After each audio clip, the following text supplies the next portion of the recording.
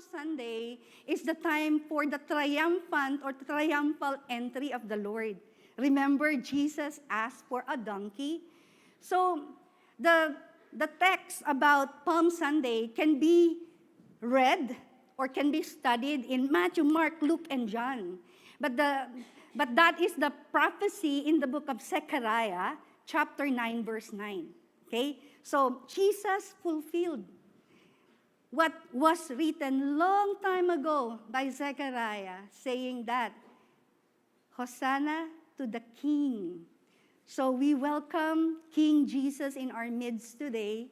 Katulad ng ginawa nila, no, in the past during the Palm Sunday, you know, the Israelites, they knew the word, they knew the Old Testament. They knew that there will come a king who will ride on a donkey that was never ridden before. Yung donkey na yun, it's a sign of kingship. Yung mga king nakasakay sila sa donkey. And so, they knew very well, when Jesus entered Jerusalem, nakasakay siya sa donkey, that's the fulfillment. Kaya nga sumigaw sila, di ba? On the top of their lungs, Hosanna! Hosanna! Blessed is he who comes in the name of the Lord. And what they did is, to get these leaves, kaya nga the tradition that a lot of, and even Orthodox Christian, they are, the sort of reminder that it did happen. Before, ito nga yung Holy Week natin, di ba? The beginning of the Holy Week, that is, the triumphant entry of the Lord. So anong ginawa nila, di ba? Palm tree, they lay it down. Hindi lang yun, their cloaks, yung mga damit nila, di ba? They lay it down and they allow Jesus. So Jesus is hearing, Hosanna, Hosanna. What is the meaning of Hosanna, Hosanna? Jesus saves. They knew that the Savior will come, but for them, during that time, they wanted a Davidic king who will set them free from the present ruler, the current ruler during that time. Yun yung gusto nila eh. They never thought of Jesus coming to be the Savior of the world that we now declare. Tayo kasi, on the hindsight, ito yung masarap sa Bible natin, di ba? Sila kasi hindi pa nila alam what will happen in the future. But for us now, when we sing Hosanna, when we say Hosanna, when we shout Hosanna, alam na natin. That refers to the Savior, the Messiah, the one who fulfilled the prophecy in Zechariah 9:9. Di ba? Yun yung masarap. Parang hindi yata kayo masaya. Kulang pa ba yung energy ko? Nagkape na ba kayo? Sorry, ganun, ano? But that is the background. And what this triumphant or triumphal entry has something to do with my message today. Kasi I see the correlation. Nakita ko yung mga, pag tinawag natin yun, di ba, tinitingnan natin, what happened in the past and what's happening today, tapos nagkakaroon tayo ng what? Comparison and contrast. Ano kaya yung i-compare natin? Let's compare, no? Sabi nga kanina, 21 lang yung slides ni tita. Pero yung explanation nun, mahaba. Okay. 21. Wala pa, background pa lang ako ha. Wala pa ako sa topic. Okay. I'm laying down the foundation para lang maintindihan natin, right? So Jesus named as Messiah, the Savior. My topic is about Joshua, which you laid down last time, right? Joshua crossing the river Jordan. Okay, crossover.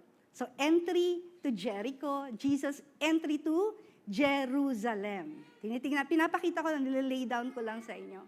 The name of Joshua means, dati kasi the name of Joshua is Hosea. But the mentor, Moses, put the word, not the word, meron akong props. Put the letter Y, Yod. It's a 10th letter in the Hebrew alphabet. The value is 10. You know, if you will be studying, I want you to be interested studying the alphabet, the Hebrew alphabet. And so, Moses added this, parang ganun lang siya. Di ba? But when you add that, it changed the identity and the name of Joshua. So Joshua now is a type of Christ during that time, saving them, right? Everything in the Bible, in the past, has something to do with what will happen in the New Testament. Kaya nga lagi nating sinasabi, paulit-ulit. We study the New Testament in the light of the Old Testament. We study the Old Testament in the light of the New Testament. Because from Genesis to Revelation, everything talks about, can I hear the name? Everything talks about Jesus, right? From Genesis to Revelation. So if you were here last Sunday, our worship leader, di ba? Ang haba nun eh. From Genesis, He is, no? From Genesis to Revelation, the King of Kings. Diba? So short ko na. Pagdating sa Revelation, anong sinabi? Jesus is the King of Kings and the Lord of Lords. And so, yun eh. Joshua is the type of Jesus. How Joshua moved through the power of the Holy Spirit, crossing the Jordan River. Now, yun yung nakikita ko na parehas, right? Jesus is going to cross Jerusalem. The disciples told Jesus, do not go. Especially Peter. Please, di ba? I plead. Nagsusumamo ako. Don't. You will die. You know that you are going to die. So at the back of Jesus' mind, ano sinabi niya kay Peter? Get thee behind me, Peter. Di ba? Get thee behind me, Satan. Si Peter yung kausap niya, pero ang sinabi niya, get thee behind me, Satan. Kaya isipin natin, the enemy can influence even our words and even our thoughts. So yung nagsalita si Pedro saying, don't go, Lord. Ako, Lord, kaya kong mamatay, no? Ipoprotect lang kita. Ganon si, di ba? Ganon ka-bold si Pedro.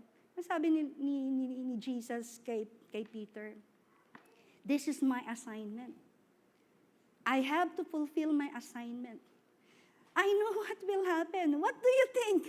Di ba Diyos siya? Alam niya kaya lahat. Everyone who will betray Him. Everyone who will smack His face. Di ba? The kind of excruciating death He knew. Alam niya kaya? How many lashes? How many people? The same people who shouted, Hosanna, Hosanna to the King are where? The same people who shouted, crucify Him! Crucify Him! Jesus knew that. Hindi niya ba alam yun? But He came for one purpose and one purpose alone.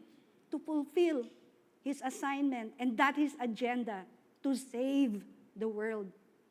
Savior of the world. Now let's go to Joshua. Joshua now is given the position, the authority to lead. No, I searched the not the Bible kasi hindi ko makita doon eh. I asked Mr. Google, how many people crossed over the Jordan? And it answered saying that 40,000 armed men. So hindi kasama yung women at hindi kasama yung children. So imagine that, right? So Joshua will be leading the crossing over of these people. No? Remember that they journeyed.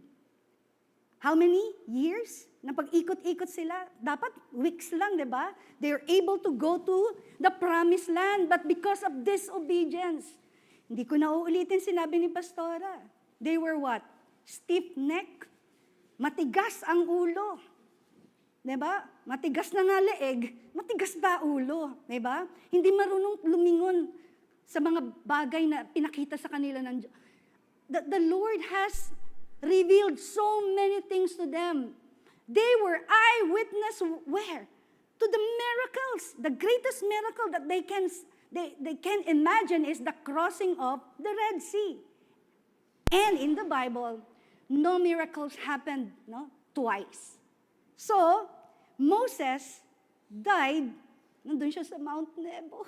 Sabi niya, Lord, dahil lang sa sinabi ko, doon sa bato, di ba? Naiyak-iyak siya. Biro mo, he labored so many years. No, he confronted the Pharaoh. Ang sabi ni Lord, sabi ko sa'yo, speak to the rock. Anong ginawa mo? You strike the rock! Kaya tayo, we listen to the Lord. Pag sinabi ni Lord, we listen. The voice of the Lord sometimes do not come like a mighty or roaring words. Sometimes it's a still, small voice of the Holy Spirit. Still, small voice when we read the Bible. Kasi minsan, we read the Bible and we pray. Tapos na. Napag-quiet time na ako. What did the Lord reveal to you? Alam mo, magre-reveal si Lord sa'yo kahit isang word lang eh.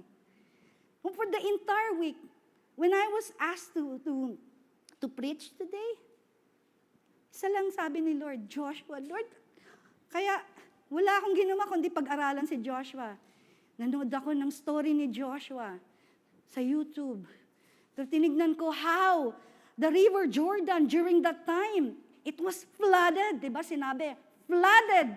So it means, sa Pilipinas nga lang, pag may flood, diba? Hanggang dito o kaya hanggang dito. Imagine that is a river. And during that time, it was what? Harvest season. Pag sinabi natin yung harvest season, talagang, kumbaga, hindi hitik na hitik, ang taas talaga ng tubig. And how can you cross that? How will you lead 40,000 armed men plus women and children to cross over that river? Rushing, di ba? And so, papasok na ako dun sa aking title. Haba na yata eh. Okay. The title is, Ready, Set, Go. Ayun na. Kasi papasok na sila, di ba? Ready, set, go. I have 21 slides, and that is the entire book. No, not entire book. Entire chapter. Natakot kayo, no? Aabutin tayo ng siyam-siyam. The entire chapter 3, kung saan the key word is yung word na consecrate yourself. It depends on what Bible are you reading, but I find it in the NASB, the New American Standard Bible, yung word na consecrate. If you're reading the New Living Translation, yung iba, sanctify, purify, yun yung mga words, right? So, consecrate. Sabihin nga natin, let's say consecrate. Consecrate. Di ba, meron tayong ganun,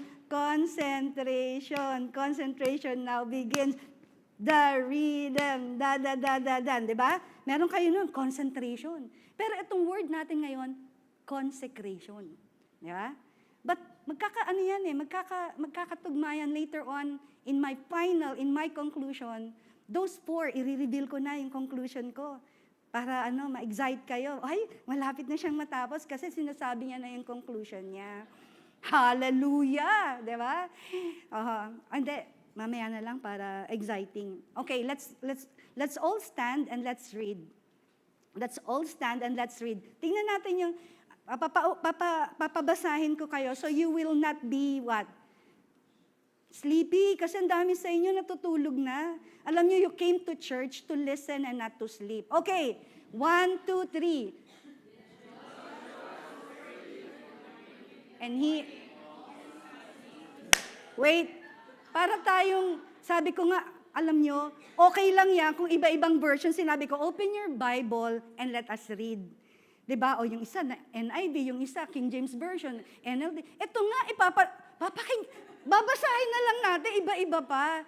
Okay, sabi nga, diba, let us be united, even in words. Pakiusap ko. So this will be a choral recitation. Choral recitation yan. Group 1, Group 2, Group 3. Mamaya sasabihin ko, women, all women. Sasabihin ko, all men. Sasabihin ko, young people. O, di ba? Ganun ha? O, sige. Okay? Choral recitation. Tignan natin kung paano, no? You know how to read the Bible? Or you know how to read English? Okay. Ready, set, everyone, go. Early in the morning, and he and all the of Israel set out from Shittim and came to the Jordan. Then they lodged there before they crossed. Men.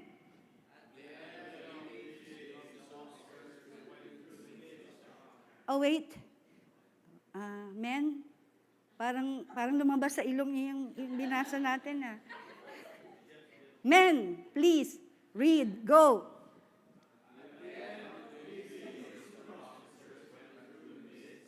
Oh, sige nga. Women, next verse.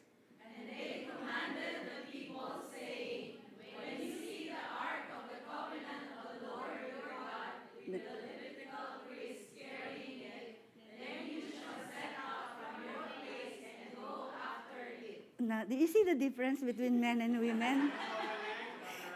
Oh, di ba? And it also proves that there are many women in the house of the Lord. Kaya nga ang prayer natin lagi, Lord, more men. Di ba? Raise up more men. O, tignan naman natin. Youth, next verse. However, it shall be between you and him a distance of about 2,000 cubits by measure. Do not come near it, that you may know the way by which you shall go, for you have not passed this way before. Thank you for the 3 people that read. Na kayo lang yung youth dito. Thank you. Okay. Next verse, Acts. Then Joshua said to the people, consecrate yourselves, for tomorrow the Lord will do wonders among you. Can I repeat that? Acts. Then Joshua said to the people, consecrate yourselves, for tomorrow the Lord will do wonders among you. Okay, ito naman. Tignan natin, mas maganda to. Home! Ano?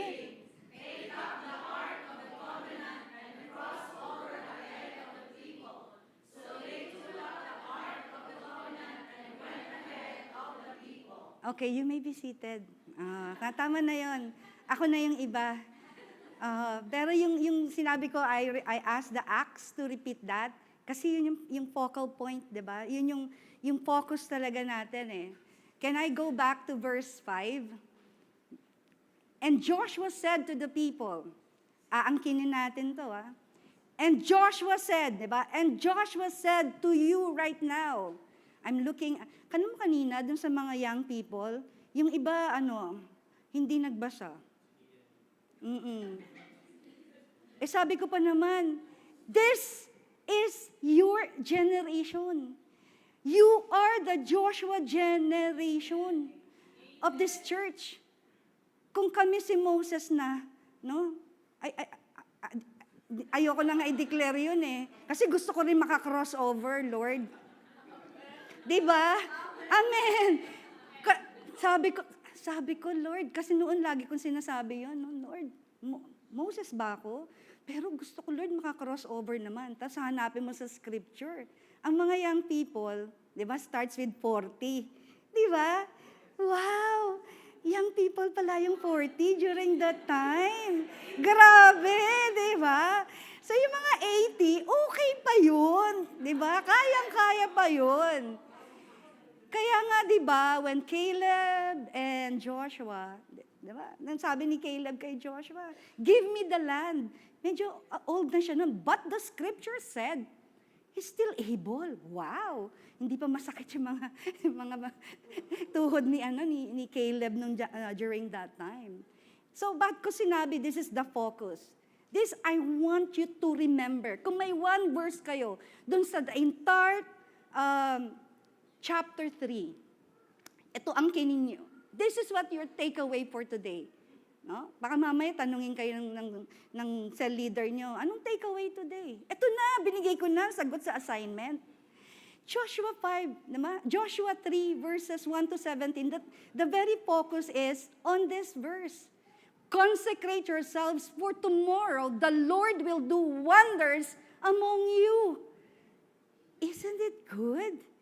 Diba? Today, what are you feeling right now? Despondent, depressed, deprived, demeaned, ano pa? Lahat na nandi. Di mo nais ka ba? I declare you're not. Diba? Ano pang di? Diba? Ano pang meron ka na nakasakay sa balikat mo right now? Ang sinasabi ng Lord, hindi niya sinabi rito, if you consecrate yourself. This is a command of the Lord. Joshua is saying to the army and to the leaders, and I look at you as leaders on your own right. Lahat kayo create ng Lord to lead. God has poured out in you leadership. The seed of greatness is in you. It's about to what? Come out. Lalabas yun. Anong gagawin natin? Listen to the word of the Lord. And God is saying to you right now, Lucas, consecrate yourself, for tomorrow the Lord will do wonders among you. Isa, consecrate yourself, for tomorrow the Lord will do wonders. Will do wonders. Will do miracles. Ano ba yung imposible? Kasi sometimes we ask for something that is possible. Pero, alam mo, ang ibig sabihin kasi ng miracle signs and wonders in the Old Testament, something that is incredible, that is beyond human understanding. Are you sick? Disease, di ba? Ano bang meron? But God said, I can do miracles to you. Right now, the instruction is consecrate, sanctify, purify yourself. We will be crossing over the Jordan River. We've been wandering for many, many years, eating what? Manna. Eh nung nagsawa na sa manna, di ba?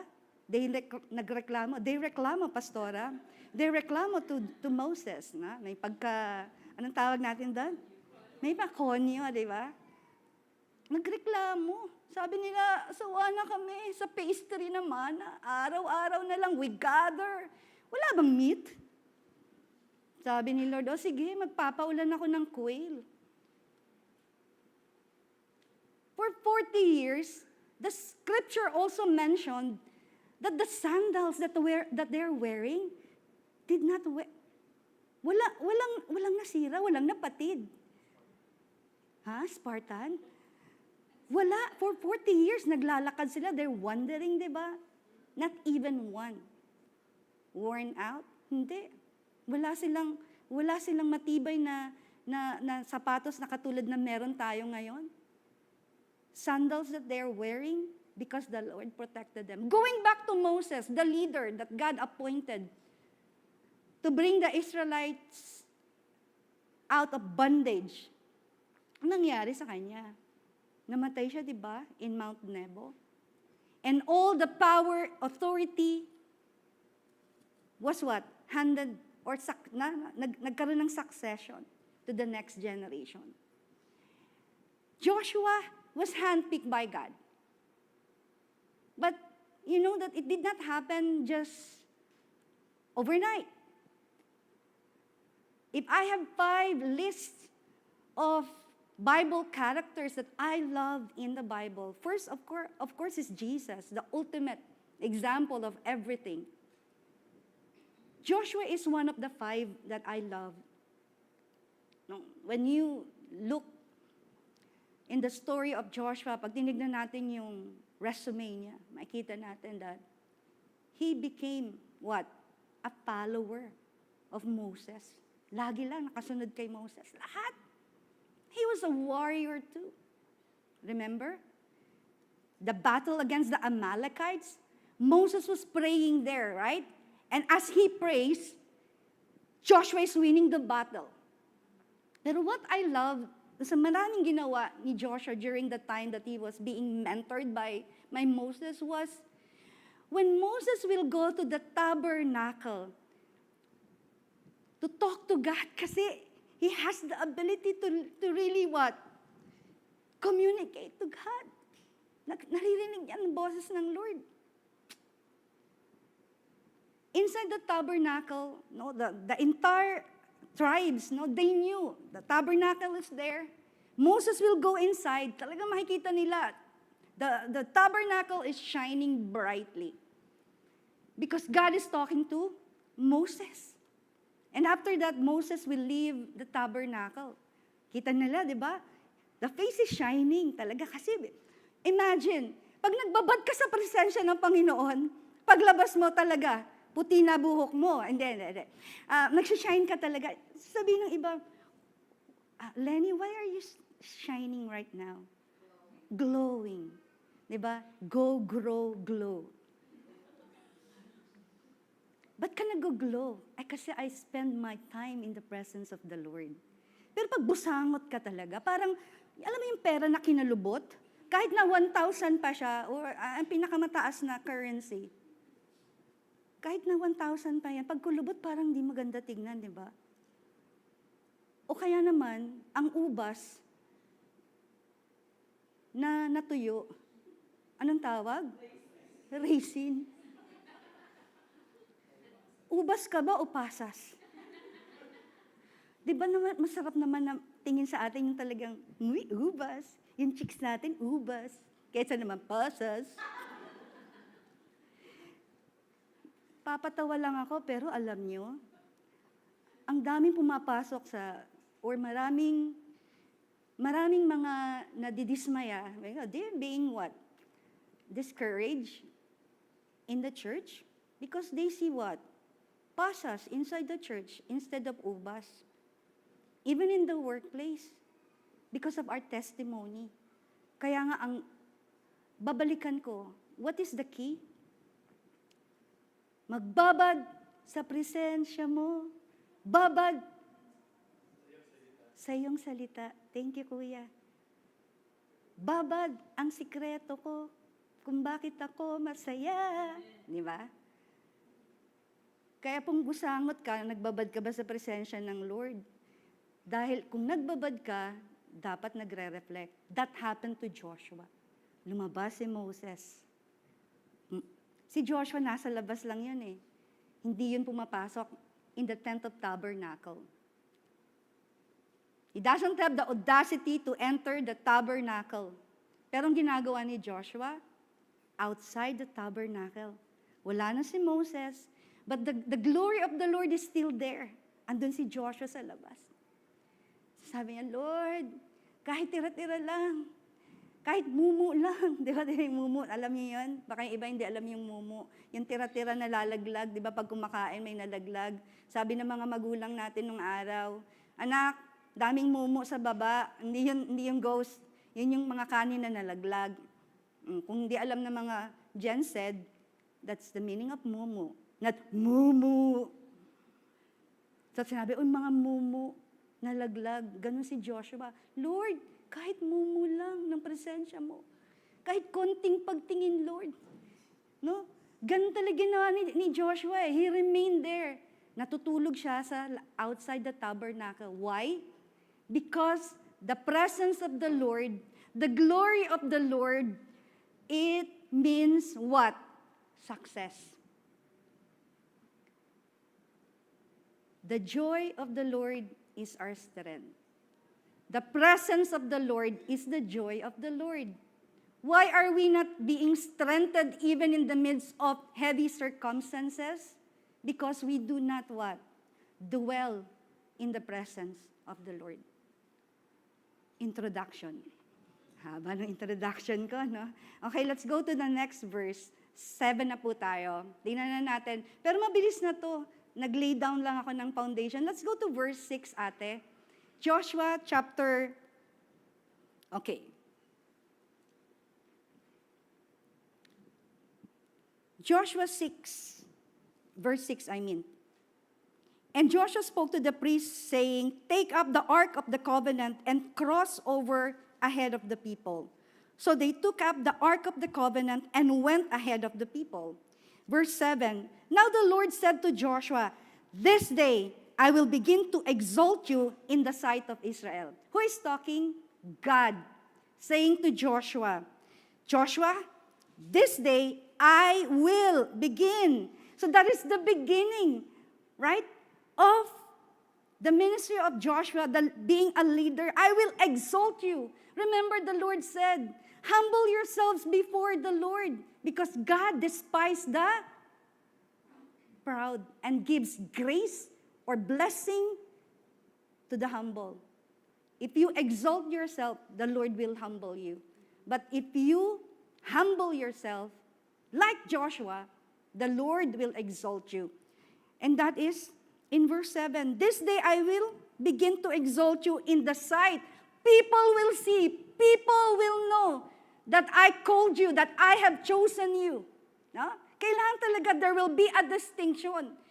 Minsan, ang hirap nating sabihin na we are blessed if the people cannot see that we are blessed.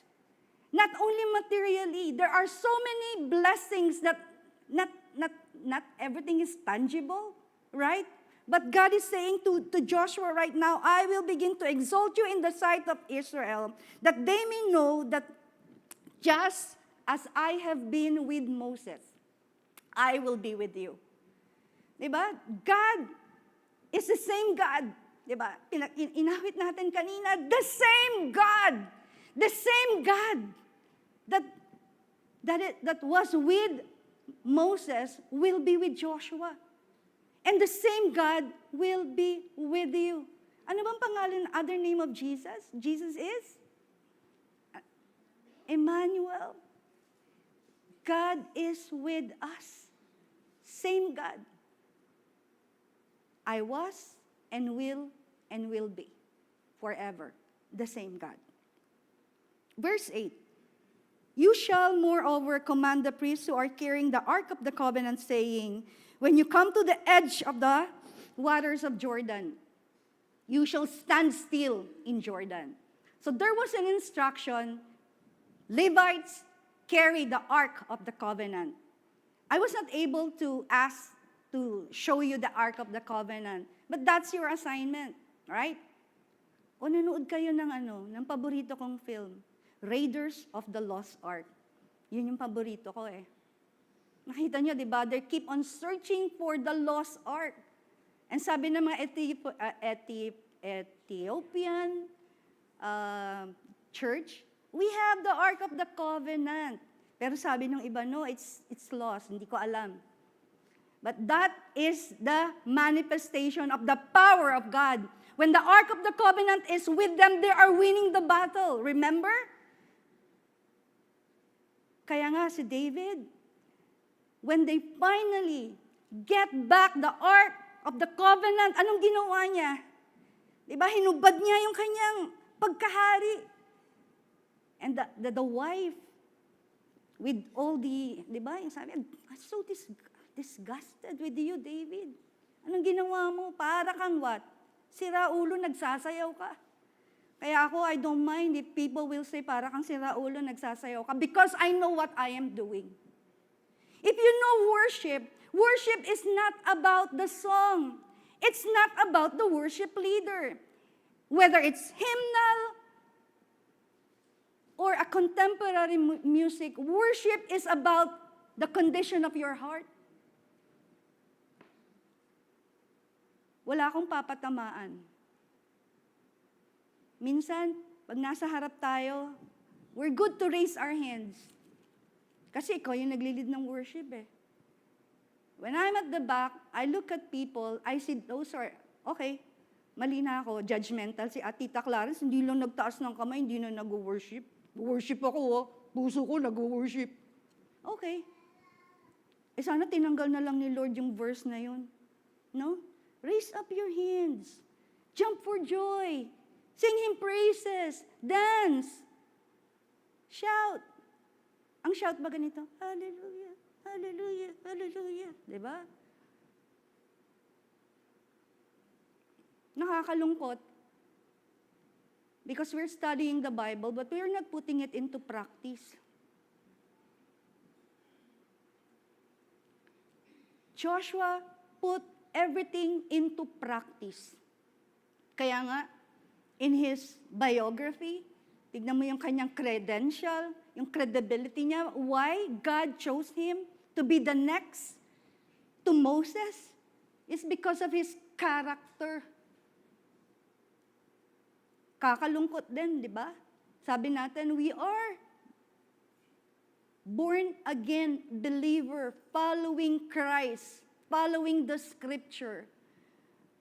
But the people around us, even our family, cannot really see the distinction. But God said, Joshua, let there be a distinction right before the people who are for God and not, no? Na, talagang may distinction. Even in the mountain, ganun sinabi na lahat ng para sa Diyos dito, sa side na to. Ang lahat na against the Lord is dito, sa kabila. There has to be a distinction. There has to be a dividing line. Hindi tayo pwedeng sausaw dito, sausaw sa kabila. Hindi tayo pwedeng what? Compromising. Kaya nga ang verse, consecrate. But you know, hindi sinabi ng Lord, if you consecrate. Ang Lord, whatever His will be done. He is King. Kahit hindi mo i-consecrate yun, the Lord will do wonders among us. Sama ka kaya doon? No? Yun lang yun. Oh. Sabi ko nga, angkinin natin to. Lord, gusto ko kasama ako. Ayoko maiwan dun sa other side of Jordan. I want to experience the promised land. The land where there is what? Flowing, no? Sabi nga, land flowing with milk and honey. It means abundance.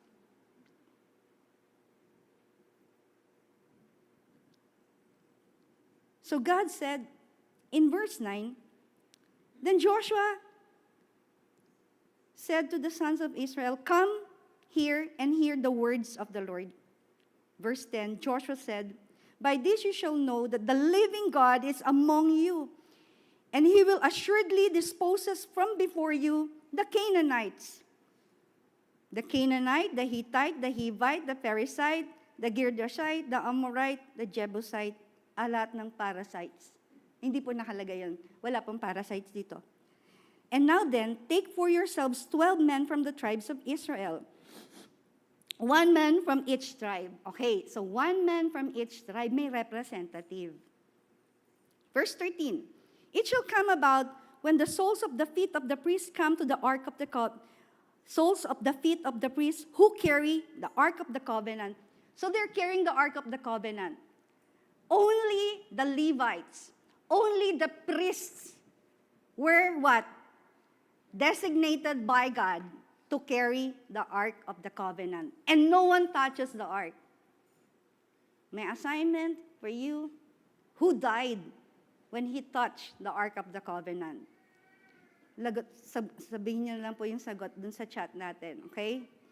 Who died when he touched the ark of the covenant? Because God said, do not do that, or you will die. Now, no? So when the priest carrying the ark of the covenant touches, di ba? Nasa ano na sila, di ba? Nandoon na sila sa river. Take for yourselves, so they did that. And verse 13, it shall come about when the soles of their feet who carried the ark of the covenant, the Lord of all the earth rests in the waters of the Jordan. Imagine that, no? Minsan, nakakatuwa yung word for word, namnamin mo kaya, no? The priest carrying the ark of the covenant, pero yung sinulat dito, ang sabi niya, the God, no? The Lord of all the earth rests in the waters of the Jordan, and the waters of the Jordan will be cut off. And the waters which are flowing down from above will stand in one heap. So when the people set out for their tents to cross the Jordan, with priests carrying the ark of the covenant before the people, verse 15, and when those who carried the ark came into Jordan, and the feet of the priests carrying the ark were deep into the edge of the water, the Jordan overflows all the banks all the days of harvest. The days which were flowing down from above stood and rose up in one heap in a great distance away at Adam, the city that is beside Sarathan. And those which were flowing towards the sea of Arabah, the salt sea, were completely cut off. So the people crossed opposite Jericho. And verse 17, the priests who carried the ark of the covenant of the Lord And the priests who carried the Ark of the Covenant of the Lord stood firm on dry ground in the middle of Jordan, while the Israel crossed the dry ground until the nation had finished crossing the Jordan. Okay, tapos ko na po yung buong chapter 3. Ark of the Covenant, harvest time, raging water, God did a miracle. When the priests dipped the soles of their feet on the water, it stopped. It happened again. But this time, it's not the Red Sea, but the river Jordan. Sabi ko nga, no two miracles happened at the same time. Magkaiba sila right? So it was what? Stop, the river will flow, but it stopped there. And also on the other end, it also put a hedge. So parang merong a wall that stopped. And then the priest will stood in the middle of the river and they cross over. There is a shifting that will happen on that particular day. It is a day of jubilee and what? Celebration for them. Imagine for 40 years, we are what? On the other side of Jericho. Why consecrate? Why consecrate? The Ark of the Covenant that they were carrying means the presence of God. But what's inside the Ark of the Covenant? What's inside the Ark of the Covenant? 1, the tablets, the 10 commandments, the stones. Remember Moses went up to what mountain? No. Sunday school? Mount Sinai. Check, ate. God spoke to Moses, gave the tablets. Inside the ark, the tablet, which is the very word of God. Okay, so when you cross over, God is reminding us, when you are here right now, there is a flood. There are circumstances happening right now, not good. Tariff here, tariff there, tariff everywhere. Ano nangyari sa investment natin? Are you checking? Bumaba, di ba? But are you going to worry? What will happen? Lord! Ano pa? Ano bang circumstances meron ka? Those are floods. Problems in the family, relationships, no? Ang problema naman natin, laging ganun Problema sa puso, problema sa pera, problema sa pamilya, ano pang ang paproblemahin mo? Diba? Isa lang naman ang sagot. Si Lord, kanyang salita. The word of the Lord, the promises. Diba? Pag may problema, may promise. Kaya pag may problema, punta ka dun sa nagsabi ng promise sa'yo. Go back to the word of God who promised you something. Right? Lord, it seems so impossible for me to comprehend all these things that is happening in my life right now. I want clarity, Lord. You know, David did that. Moses did that. They conversed with the Lord. Hindi sila nakipag-usap kung kahit kanino. They conversed with the Lord. They poured out their sentiments to the Lord. They cried out to the Lord. And the Lord heard them, and the Lord spoke to them and gave them promises. No? Alam mo, meron tayong 365 days, pero more than that are the promises of the Lord in the Bible. Kaya kung may isa kang tableta, no, na iniinom araw-araw as your vitamins, vitamin E, A, B, C, D, E, hanggang zinc, said, inumin mo rin yung salita ng Diyos. Kainin mo rin yung salita ng Diyos. The manna also is inside the Ark of the Covenant, right? The manna spells provision. Remember how many years did they stay there? God provided for them. So the Ark of the Covenant, the presence of God, they have the Word of God. No, the 10 Commandments is there. The jar of manna is in there.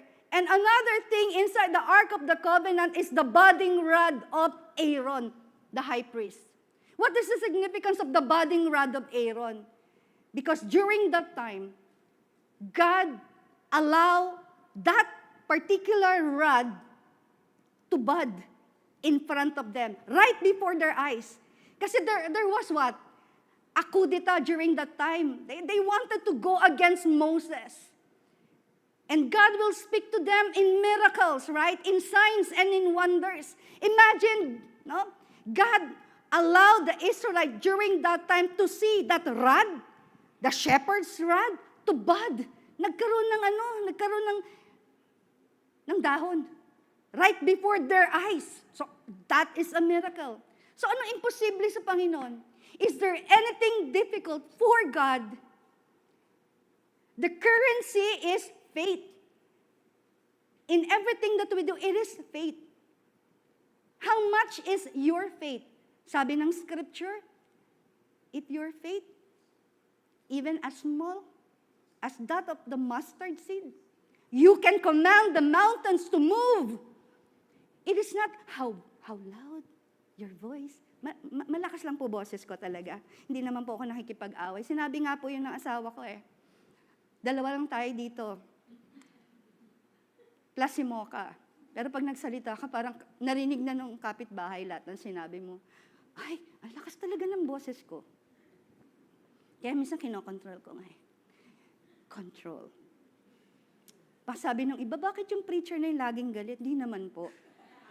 Hindi po ako nagagalit, nag-explain lang, tsaka nagre-reiterate. Kasi may natutulog sa likod. Ayoko po siya magkasala sa Panginoon. Gusto ko po siyang gisingin. Bato-bato sa langit, tamaan. Guwapo at guwapa. Si Rex na yan, joke lang. Uy, naka-online tayo, kuya. Talaga. Si Rex nakikinig yan, sinabi niya nga yung tamang sagot sa akin kanina. Joke lang po yun. Wala. In Gia Toronto, Pastora, no one is really sleeping. Everyone is awake, alive, and enthusiastic. Ayan. Yan yun eh. Wala talaga. Pogi pag. No? Pogi talaga lahat dito, mga lalaki sa Gia Toronto. Presence of God inside. Pogi. Yun yan. Kaya dito sa Gia Toronto, exempted yan sa lahat ng rule. Amen. So balik na po ako. Natandaan niyo kung ano yung inside? The budding rod of Aaron. So pupunta na ako sa conclusion ko. Yes. Can I see my 4 C's, my takeaway? No? Number 1 is concentrate. No? Concentrate, yun yung 4 na C. Kung may vitamin C kayo na iti-take today, ito yung unang vitamin C. Fix, no? Concentrate. Fix your eyes on God and His presence. Not on the flood. Not on the raging seas. Not on the fire. Ano pa bang meron sa paligid natin? Totoo naman, ang dami, di ba? Kulang nga yung kamay natin, daliri ng kamay natin para bilangin lahat ng pinagdadaanan ng bawat isa. Now, even us in the leadership, akala nyo lang nakasmile-smile kami. But in prayer, talagang doon namin binubuhos yung lahat ng problema. Kasi naman, di ba, talagang dapat i-fix natin yung eyes natin on Jesus. Concentrate on God. Nothing else, no one else but God. Number 2C. What's the next C? Consecrate. Yun yung nasa verse 5, right? Sanctify, purify, set our hearts in following Him daily. Not every week, once a week, pag Sunday lang, pag may practice lang. Kasi anniversary, dapat mag-sanctify. No, we do that. We want the presence of the Lord to be what? Felt, that it will overflow, that people who will come and join us in our anniversary, we really feel the presence of the Lord. Kaya ang sinasabi sa mga leaders, ngayon pa lang, pray, fast, and consecrate. Why? Because tomorrow, on the day of our anniversary, miracles will do happen. Wonders will do happen. The answer to our prayers will do happen. Anniversary lang? Ang tagal pa nun. Diba? Sa susunod pa na ilang Sundays yun. Take it. Right now, tomorrow, today. Consecrate yourself. Fix your eyes to Jesus. Sanctify, set our hearts in following Him daily. Next, C. Circumstances. What are the circumstances happening around you? Good? Bad? Romans 8:20 it says, in everything, right? God will work everything together for good, for them who loves God and for them who follows Him. Don't look at the flood waters of the Jordan. Take your eyes off the adverse and oppositional circumstances. There are oppositions. Satan hates you so much. That's one. Another is your character. Diba? Sabi nga, gusto kong bumait, pero di ko magawa. It opposes the very nature you have, right? Opposition, circumstances that stands your way. Other people will oppose you. Sometimes the people around you that loves you will oppose you. Diba? Ano yung last C natin? The last C is, let's go to the last C po, contemplate. What do you mean by contemplate? Meditate. Diba? Kaya nga tayo may quiet time because we need to contemplate. We need to meditate. Joshua is saying, meditate upon the word of the Lord day and night. Meditate and fix your focus unto God. How will God speak to you? Through His word. Through His word. But sometimes, you cannot hear the still small voice of God. But my encouragement for you is to really, have you accepted the Lord? Meron akong props. May ABC ako dito. Alam mo, ang salvation, ganito lang kasimple. A, B, and C. Diba? You have to admit, Lord, I need you. I am a sinner. I want you in my life. Ano yung letter B? Believe. Ang sabi dito, believe the Lord Jesus Christ and you will be saved. Kaya nga siya dumating to save you.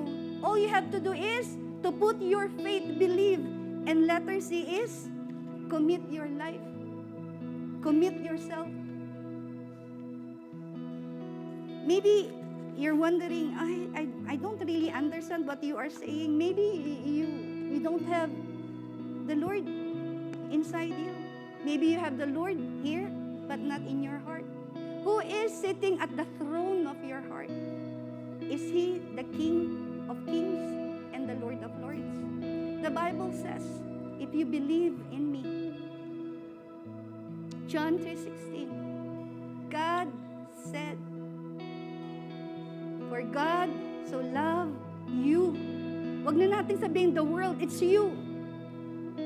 God loves you so much. He loves you with an everlasting love. Love na hindi mo makukuha kahit kanino. God so loved you so much that He gave Jesus. Kaya nga siya, di ba? Triumphant entry. He needs to be triumphant. He needs to really go to that cross. For the entire week, we will be contemplating. Day 1, Jesus went to the house of prayer. Anong ginawa ni Jesus Monday ng Holy Week, if you will remember? Diba? Nagwala-wala si Jesus doon. That's the only time you see Jesus na nagwala. So angry because He said, this is a house of prayer. And you are making it like a marketplace. You dens of thieves. And on the way, diba, to that cross, because He loves you so much, He gave His only begotten Son, for whosoever believeth in Him will not die eternally. Alam mo, dapat lagi nating iniisip, no? Are we ready to go? Mamatay? Are we? Every time you see a coffin, you be reminded that this will happen to you. Ready? Set? go to heaven. But if you don't have Jesus, my encouragement for you is right now, right here. You can just really pray like this. Lord, I admit I am a sinner. Lord, I believe in your word that I heard right now. Today, I am committing my life to you. I am opening my heart. Come in, Lord Jesus. Be the King. Be the Lord. Not only the Savior. Be my God. This I pray in Jesus' name. If you pray that prayer, you know the Bible says, there are myriads of angels rejoicing in heaven for one soul that goes back to the arms of the Father. Are you that soul? And if you pray that prayer, I want you to connect with us. I want you to grow, because Jesus said it's not enough for them to know salvation. I want them to grow. Matthew 21 says, make disciples of all nations, baptizing them in the name of the Father and the Son and the Holy Spirit, teaching them all things that I have taught you. This is what the church is doing right now, teaching you all things. And my prayer, young people, you will capture that heart of a conqueror like that of Joshua. Not only young people, all of us, let us conquer the promised land.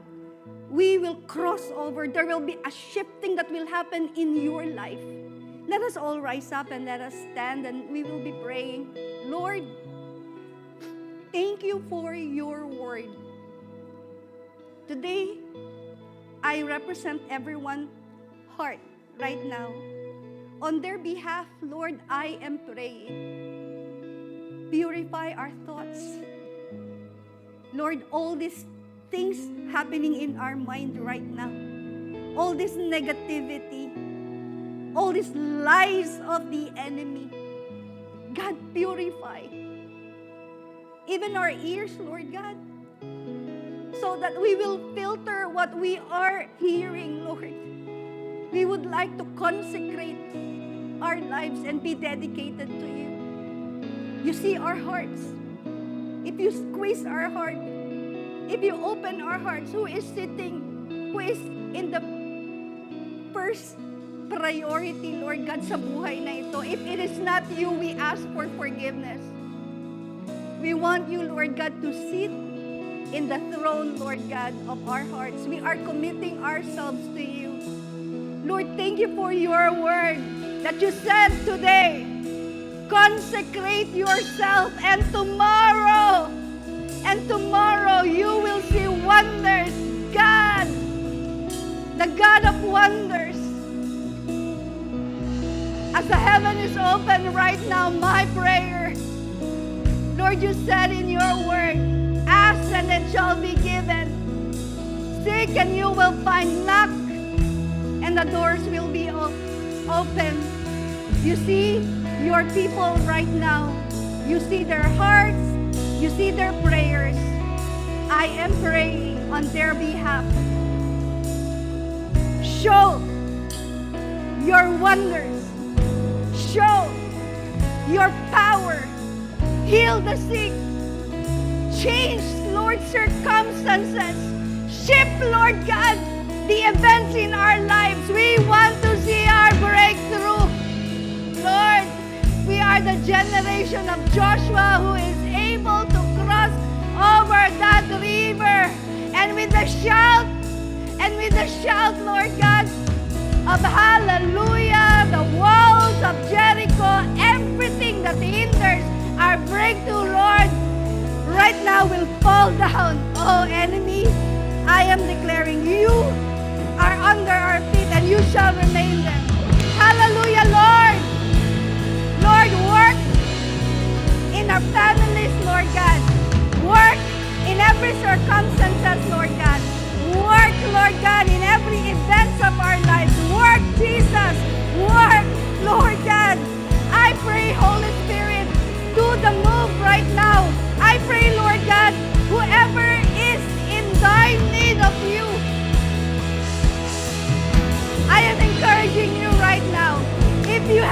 boldness to come here right now. If you want that breakthrough, I am encouraging right now, come here. Because I will be praying. You will see miracle. You will see the God of the breakthrough breaking into your life. Oh, thank you, sister, for that boldness. Thank you, sister, for that boldness. Oh, hallelujah, God. Oh, hallelujah, Lord. Hallelujah, hallelujah. Hallelujah, hallelujah, Jesus. Oh, Lord God. Breakthrough upon breakthrough, Lord God, upon your servants right now. Lord, hallelujah. Breakthrough, Lord God. Breakthrough, Lord God, upon your servants, Lord God. Oh, Lord,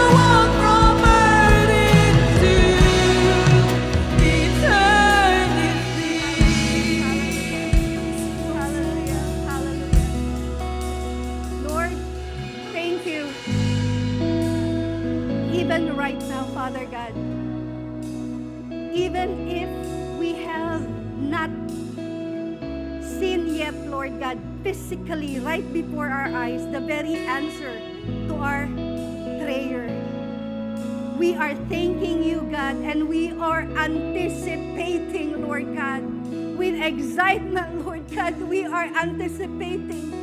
Lord, you said in your word, when the time is right, and we are praying, Lord God, make us ready, Lord God, for that time, so that when we receive our breakthrough, Lord, we will not be overwhelmed, Lord God. We're able to handle the breakthrough. We're able to handle, Lord God, that finances. We're able to handle, Lord God, that answer, Lord God, whether it's sickness, Lord God, whether it's pain, whatever causes, whatever circumstances, whatever that flooded our emotion right now, you are making us, Lord God, ready. Thank you for preparing us for our breakthrough. This I pray in Jesus' name. Amen. Hallelujah. Praise the name of